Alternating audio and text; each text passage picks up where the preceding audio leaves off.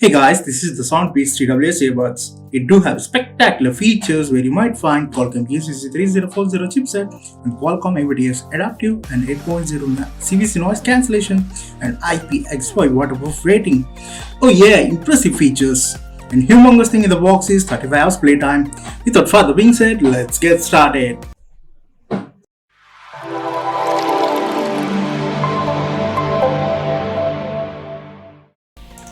This is the SoundPeats Sonic model number. Actually, they have mentioned only Sonic. It also have a mono and stereo and also the gaming mode. It costs about 4,799 rupees. The link is given in the description below. Okay, details are annoying without unboxing. So let's jump into the unboxing. You can probably see a square box which is packed up. And after tearing out here, you can see the extra benefits which we need to reach to get extra 12 months warranty on registering in the website within 15 days of purchase. Actually, this is not available in India. And on the top, they have mentioned up their social networks for getting extra privileges. Inside the box, we can see a metal looking box which is made up of plastic but looks aesthetic in design. While opening the box, we can see the same pattern colored earbuds, and at lower side they have mentioned the input charging which is 5 watt and slow charging and also made in China. And at the back side we can see the Type-C powered input plug with a LED beside it. Now let's see the other peripherals inside the box. Here we got the user manual and also the black cardboard box inside the Type-C cable. Let's keep it inside.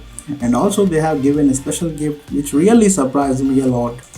It's the charger brick, and on the charger brick they have mentioned the 5 watts output which is 5 volts into 1 amperes, where in the lucrative market the companies are skipping out the charger brick to reduce the carbon footprint, but this SoundPeats company gave its power brick which surprised me and put a smile on my face.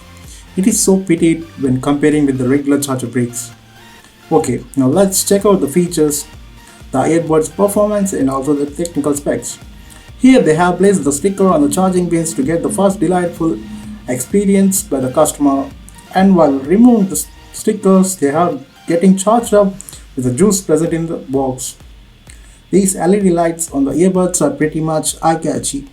These LED light on the earbuds indicates they are getting charged, while a small LED which is glowing green indicates the power levels of the box.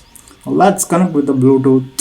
Here the connecting is pretty much simple. You just need to separate the two earbuds from the box and look for the Bluetooth connection. Just in one click it's get automatically paired up, and after pairing up the LED turns into the white color. These in-ear buds, the sound is pretty isolated and would not hear anything when we play a song.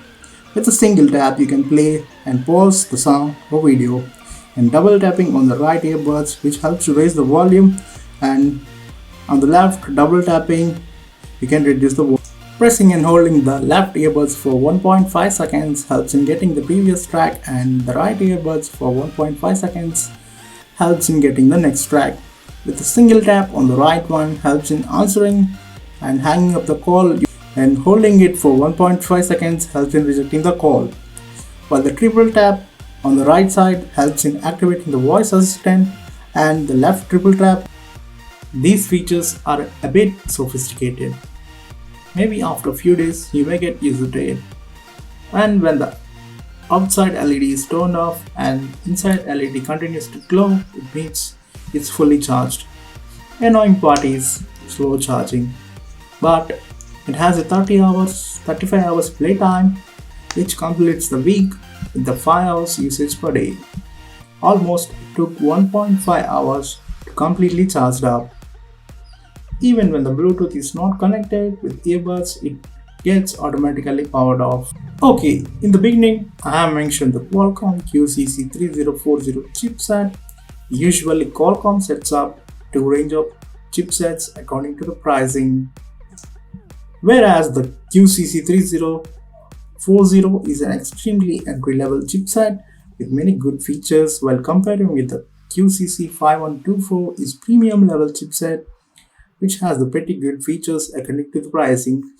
Maybe you may not face much differences with these chips, whereas both the chipsets have ultra low power consumption, 10 hours with a 65 mAh battery, and the high quality wireless audio, and also the Qualcomm True Wireless Mirroring.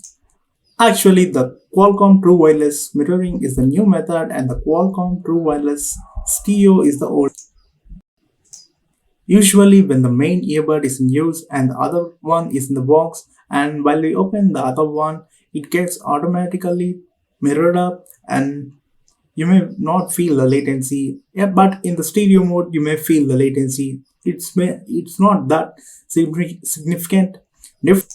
And also with the QCC3040 chipset, you may get the active noise cancellation, but in the higher end, you get the adaptive active noise cancellation.